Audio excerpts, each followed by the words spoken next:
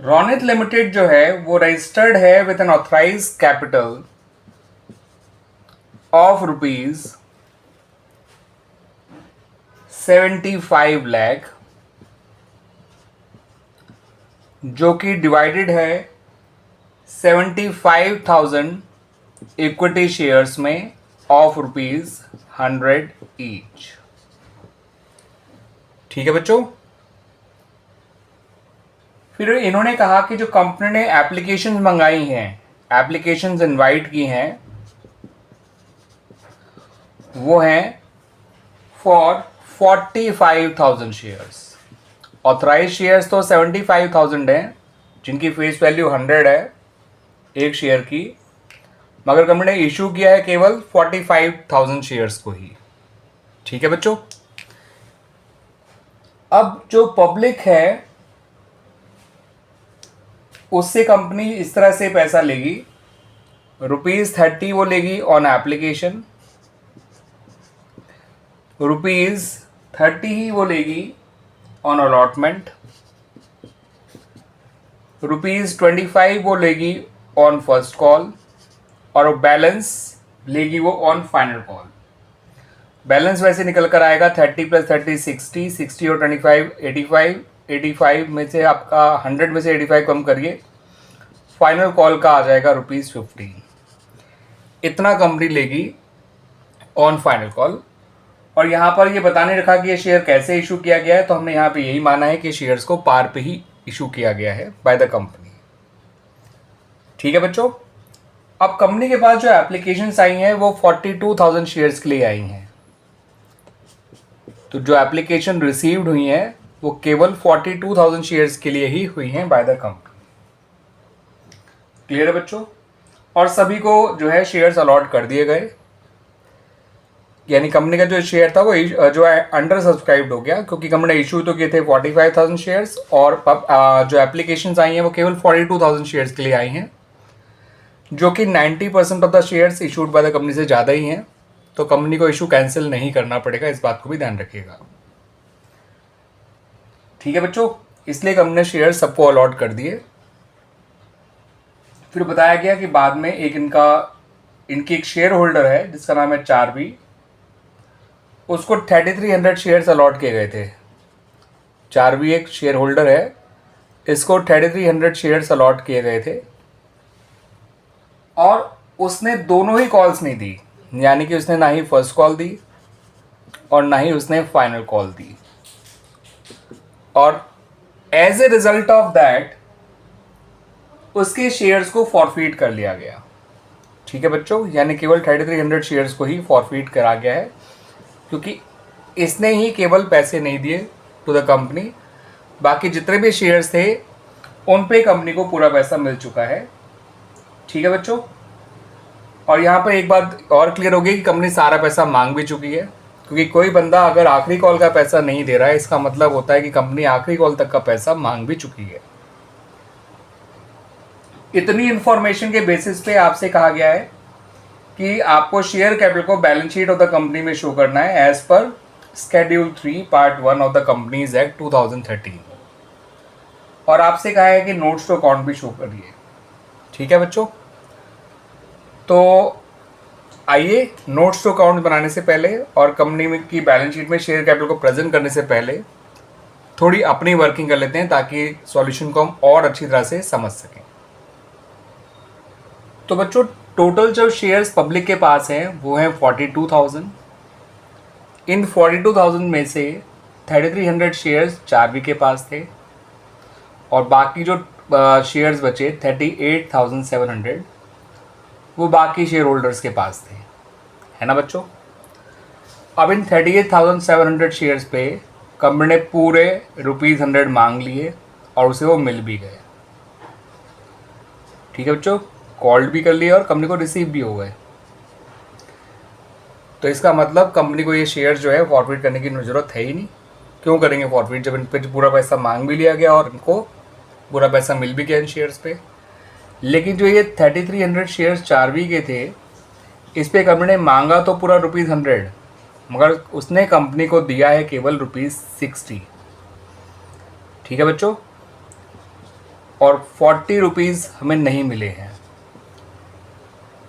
जिसकी वजह से उसके शेयर्स जो हैं वो फॉरफिट हो गए। और ये शेयर सिर्फ फॉरफिट हुए हैं बच्चों, री इशू नहीं करे गए हैं। ठीक है बच्चों, तो ये 38,700 शेयर्स जो हैं इनको तो शो किया जाएगा in the balance sheet of the company, बल्कि ये कहिए कि notes to account of the जो हम शेयर कैपिटल बनाएंगे उसमें इन शेयर्स को शो किया जाएगा सब्सक्राइब एंड फुली पेड में। ठीक है बच्चों, जो सब्सक्राइब कैपिटल होती है कंपनी की उसके फर्दर दो पार्ट होते हैं, एक होता है सब्सक्राइब एंड फुली पेड और दूसरा होता है subscribe but not fully paid. तो ये जो 38,700 शेयर्स है इनको शो किया जाएगा सब्सक्राइब एंड फुली पेड में, क्योंकि इन शेयर्स पे कंपनी को पूरा पैसा मांगा भी गया है कंपनी के द्वारा और पूरा पैसा मिल भी गया है कंपनी को इन शेयर्स पे। इसलिए इन शेयर्स को कंपनी शो करेगी सब्सक्राइब एंड फुली पेड की हेडिंग के अंदर in the notes to account of balance sheet. अब ये जो 3300 शेयर्स हैं ये जो है क्योंकि फॉरफिट हो गए हैं तो इनका शेयर कैपिटल अकाउंट तो क्लोज हो चुका है, इनको शो किया जाएगा फॉरफिट शेयर अकाउंट के नाम से और इसको सब्सक्राइब एंड फुली पेड में ऐड ही किया जाता है। ठीक है बच्चों, लेकिन इनको शो किया जाता है अपने नाम से अलग, फॉरफिट शेयर अकाउंट के नाम से। इनमें कंपनी को वो पैसा शो करना होगा जितना इन शेयर्स पे कंपनी ने फॉरफिट करके अपने पास रख लिया है, और वो पैसा है जितना पैसा कंपनी को मिल चुका है 3300 इंटू 60। इतना पैसा कंपनी को इन शेयर से मिल चुका है, इन शेयर्स को अपने फॉरफिट करके अपने पास रख लिया है, तो इन शेयर्स का फॉरफिट अमाउंट शो किया जाता है under the heading forfeit share account, जिसको ऐड कर दिया जाता है सब्सक्राइब एंड फुली पेड में। ठीक है बच्चों, आइए अब नोट्स टू अकाउंट को समझ लीजिए। आपको जितना मैंने ये समझाया है नोट्स टू अकाउंट के बाद वो और अच्छी तरह से क्लियर हो जाएगा। तो बच्चों जब आप नोट्स टू अकाउंट्स बनाएंगे, मैं यहाँ पे NTA लिख रहा हूँ, समझिएगा ये नोट्स टू अकाउंट्स के लिए है। उसमें लिखिएगा शेयर कैपिटल, आप पूरी तरह से लिखिएगा बच्चों, यहाँ नंबर 1 डाल दीजिएगा। उसके बाद लिखिएगा ऑथराइज कैपिटल, आप लोग पूरा लिखिएगा। यहाँ लिखिएगा इसके नीचे 75,000 इक्विटी शेयर्स, आप इक्विटी शेयर पूरा लिखिएगा, ऑफ ₹100 ईच। ठीक है बच्चों, इसको मल्टीप्लाई करेंगे तो ये आ जाएगा बच्चों 75 लाख। क्लियर बच्चों, इस 75 लाख का अमाउंट वाले कॉलम में ऐसे नीचे डबल लाइन खींच दीजिए, क्योंकि ऑथराइज कैपिटल को कंपनी जो है बैलेंस शीट में नहीं शो करती, सिर्फ नोट्स टू अकाउंट में ही शो किया जाता है इसको। आइए बच्चों अब बात करते हैं अबाउट इशूड कैपिटल। तो कंपनी की जो इशूड कैपिटल है, आप पूरा नाम लिखिएगा इशूड कैपिटल का। इसमें आपको शो करने हैं उतने शेयर जितने कंपनी ने इशू किए थे, दैट इज 45,000 शेयर्स। इसमें लिखेंगे 45,000 इक्विटी शेयर्स और ₹100 ईच, मल्टीप्लाई करेंगे तो ये आ जाएगा 45 लाख। इसके नीचे भी आप डबल लाइन खींच दीजिएगा बच्चों, क्योंकि इनको भी केवल नोट्स टू अकाउंट के अंदर ही शो किया जाता है, बैलेंस शीट में नहीं शो किया जाता, सिर्फ बैलेंस शीट के नोट्स टू अकाउंट में या शेयर कैपिटल के नोट्स टू अकाउंट में शो किया जाता है। अब आते हैं बच्चों अपने मेन कैप उस पर, सब्सक्राइब कैपिटल पे। सब्सक्राइब कैपिटल के फर्दर दो पार्ट होते हैं बच्चों, जो मैंने अभी बताया। पहला होता है सब्सक्राइब एंड फुली पेड। यहाँ पर वो शेयर्स आते हैं जिन पे कंपनी ने सारा पैसा मांग भी लिया है और उसका सारा पैसा मिल भी गया है। और ऐसे कितने शेयर्स हैं बच्चों? 38,700 शेयर्स है ना बच्चों।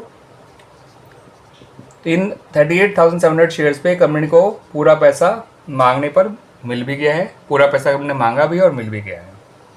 इन्हें हम मल्टीप्लाई करेंगे तो ये आ जाएगा 38,70,000।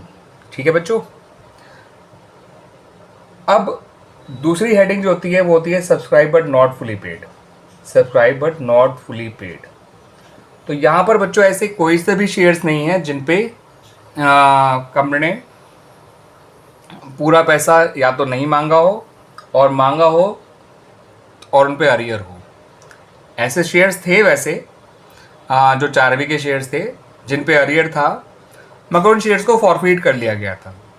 अगर उनको फॉरफिट नहीं किया गया होता तो वो शेयर्स यहीं आते, क्योंकि यहाँ पर सब्सक्राइबर नॉट फुली पेड में वही शेयर्स शो किए जाते हैं जिन पे कंपनी ने या तो पूरा पैसा मांगा ही नहीं होगा, या पूरा पैसा मांगा तो होगा मगर उनको पूरा पैसा मिला नहीं होगा, और उन शेयर्स को फॉरफिट भी नहीं किया गया होगा। ठीक है बच्चों, क्योंकि यहाँ पे 4B के केस में कंपनी ने पूरा पैसा मांगा था 4B से, मगर उसने पूरा पैसा दिया नहीं था, मगर उसका शेयर फॉरफिट हो गया था, है ना। तो सब्सक्राइबर नॉट फुली पेड में तो कुछ भी नहीं आएगा यहाँ पर, क्योंकि ऐसे शेयर्स है ही नहीं जिन पे अरियर्स हो और उन्हें फॉरफिट ना किया गया हो। अरियर्स था 4B के शेयर्स पे, बट 4B के शेयर्स को फॉरफिट कर लिया गया, दैट्स वाई वो इस वाली हेडिंग के अंदर नहीं आएंगे। उनको हम अलग से लिखेंगे, add forfeited shares account.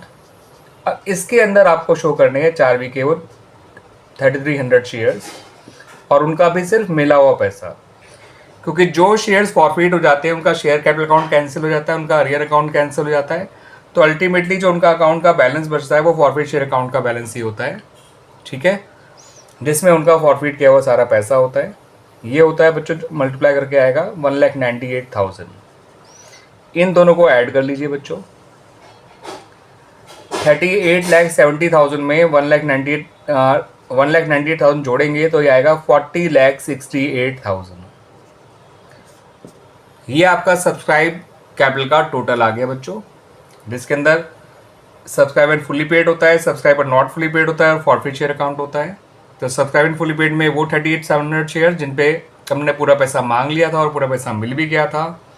Subscriber not fully paid में कोई शेयर नहीं आया, क्योंकि ऐसा कोई शेयर नहीं था जिस पे कंपनी ने पैसा मांगा हो और नहीं मिला हो और उनको फॉरफिट भी ना किया गया हो। ठीक है बच्चों, ऐसे शेयर थे ज़रूर जिन पे कंपनी को पैसा नहीं मिला था मगर उनको फॉरफिट कर लिया गया था, इसलिए वो इस कैटेगरी इस हेडिंग के अंदर नहीं आए। वो शेयर्स आए फॉरफिट शेयर अकाउंट के अंदर। अगर इन शेयर को फॉरफिट नहीं किया गया होता तो पक्का इसके अंदर ही आते। किस में आते बच्चों? सब्सक्राइबर नॉट फुली पेड में। क्लियर बच्चों? अब यही टोटल जो 40,68,000 है, इसी टोटल को हम balance sheet of the company में under the heading share holder fund और सब हेड शेयर कैपिटल के अंदर शो करेंगे। तो आइए वो भी शो कर लेते हैं। तो बच्चों आप यहाँ पे सबसे पहले कंपनी का नाम लिखिएगा। कंपनी का नाम है रॉनित लिमिटेड। तो सबसे पहले ऊपर हेडिंग डालिए और कंपनी का नाम लिखिए रॉनित लिमिटेड। ठीक है बच्चों, उसके बाद लिखिए बैलेंस शीट।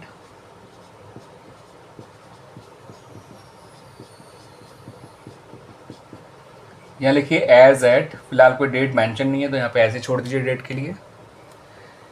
फिर आपको 3 कॉलम बनाने हैं। पहला कॉलम बनाएंगे आप पर्टिकुलर्स का, दूसरा बनाएंगे नोट नंबर का और आखिरी कॉलम बनाएंगे अमाउंट का। पर्टिकुलर में यहाँ पर आपको हेडिंग डालनी है इक्विटी एंड लायबिलिटीज़। आप पूरा पूरा लिखिएगा बच्चों और हर एक लेटर कैपिटल में लिखिएगा इक्विटी एंड लायबिलिटीज़ का। उसके नीचे डालिएगा शेयर होल्डर्स फंड, ये भी आप पूरा पूरा लिखेंगे शेयर होल्डर्स फंड, और उसके नीचे लिखेंगे आप शेयर कैपिटल। ठीक है बच्चों, ये बैलेंस शीट के इक्विटी एंड लायबिलिटी पार्ट का जो फर्स्ट हेड होता है, मेजर हेड, वो होता है शेयर होल्डर फंड। उसका एक सब हेड होता है शेयर कैपिटल। शेयर कैपिटल के सामने जो नोट नंबर है वहाँ पे 1 डाल दीजिएगा, क्योंकि हमने शेयर कैपिटल के नोट नंबर को 1 दिया था, 1 नंबर दिया था। और जो उसका टोटल आया था सब्सक्राइब कैपिटल का 40,68,000, उस टोटल को ही आपको यहाँ लिखना है। ऑथराइज का टोटल नहीं आएगा, इशूड का टोटल नहीं आएगा, केवल और केवल किसका टोटल आएगा बच्चों? सब्सक्राइब कैपिटल का। और वो कैसे आया था, कितना आया था, वो हमने आपको बता ही दिया बच्चों। उम्मीद करता हूँ कि आपको ये सॉल्यूशन अच्छी तरह से समझ में आया होगा।